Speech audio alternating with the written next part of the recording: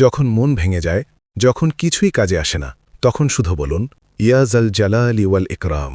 এটা খুব শক্তিশালী একটি জিকির ও দোয়া।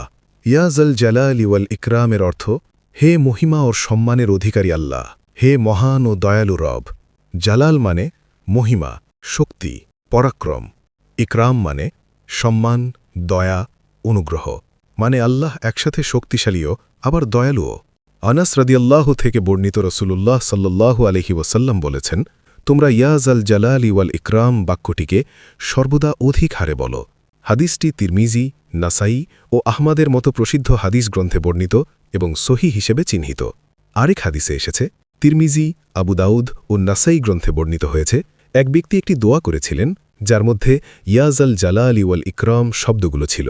রসুলুল্লাহ সাল্লাল্লাহু আলাইহি ওয়াসাল্লাম তখন বললেন, তুমি আল্লাহের দরবারে ইসমে আজমের মাধ্যমে দোয়া করেছ, যে নামে ডাকলে মহান আল্লাহ সাড়া দেন এবং কিছু চাইলে তা দান করেন। এই দোয়ার ফজিলত, এই জিকির পড়লে দোয়া কবুল হওয়ার সম্ভাবনা বাড়ে, রিজিকের বরকত আসে, বিপদ থেকে রক্ষা পাওয়া যায়, অন্তরের প্রশান্তি আসে, আল্লাহের রহমত নাজিল হয়। শেষ কথা, এই দোয়া আমাদের শেখায় আল্লাহ পরাক্রমশালী, আবার দয়ালুও, শাস্তি দিতে পারেন, আবার ক্ষমা করতেও ভালোবাসেন। তাই আমরা ভয় আর আশা দুইটা নিয়েই আল্লাহকে ডাকব।